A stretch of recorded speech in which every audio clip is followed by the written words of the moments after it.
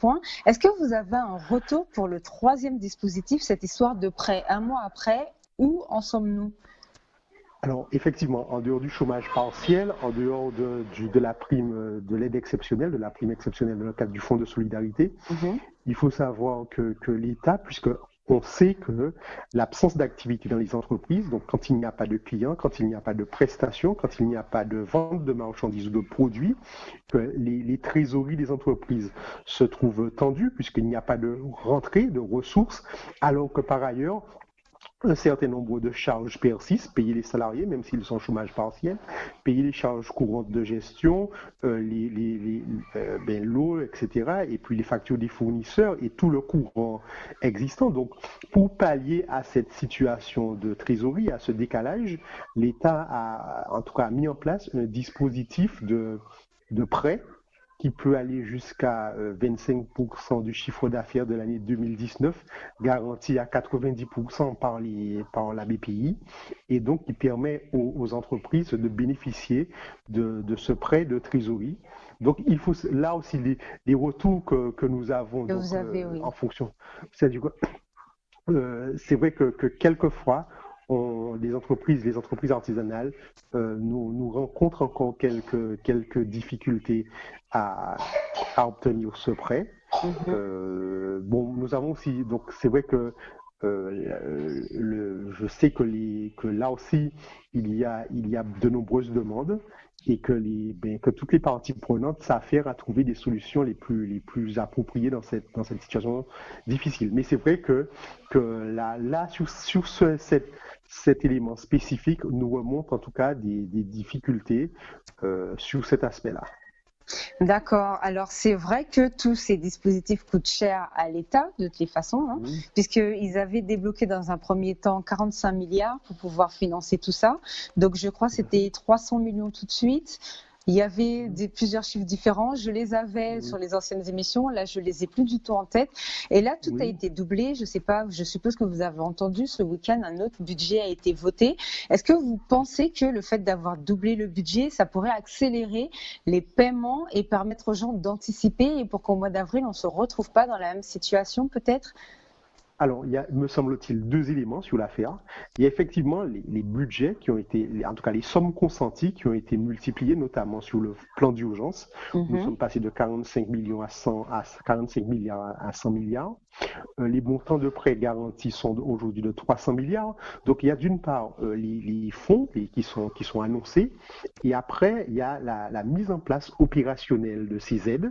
Et donc, c'est vrai que si les fonds annoncés sont significatifs dans la mise en place, dans la praticité, si j'ose dire, de la mise en œuvre des différentes aides, en tout cas, et donc se fait jour un certain nombre de difficultés.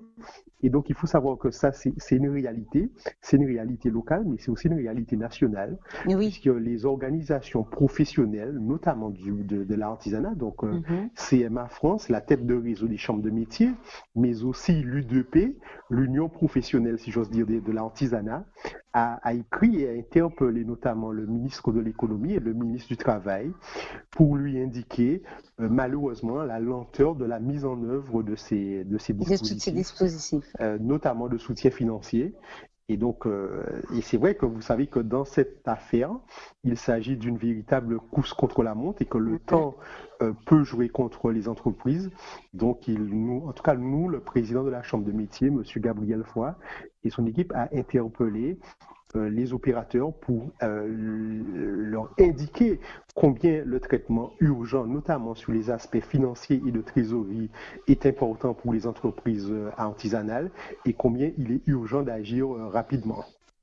Alors, vous, par rapport au début de la crise, par rapport au mois dernier, comment vous sentez les artisans guadeloupéens? Est-ce qu'ils sont... Maintenant, ils sont blasés? Est-ce qu'ils sont rassurés? Est-ce qu'ils ont déjà vu que de toute façon, ça n'arrive pas? On connaît déjà, on ne va pas trop compter sur l'État.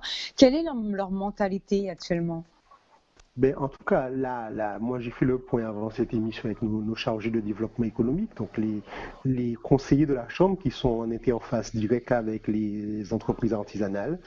Et effectivement, ça fait maintenant 35 jours de confinement, ça fait 35 jours que la plupart des entreprises sont fermées. Vous savez que c'est une situation qui peut être certes sanitairement, économiquement difficile, mais effectivement sur le plan du moral et de la psychologie, ça peut être quelque peu difficile pour les hommes. Et c'est vrai alors, je sens, nous ressentons que plus le temps passe, plus la situation devient compliquée parce que c'est vrai que 35 jours de fermeture, c'est très, très, très long.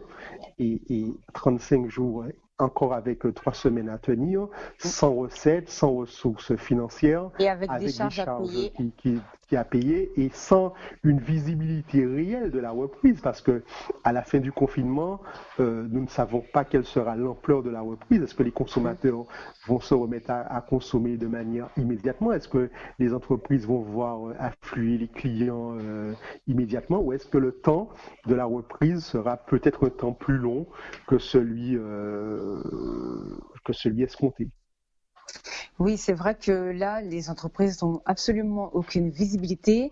Alors, est-ce que vous savez déjà s'il y a des entreprises qui sont déjà venues vous dire que là, elles vont fermer définitivement ou est-ce qu'on n'en est pas encore arrivé là?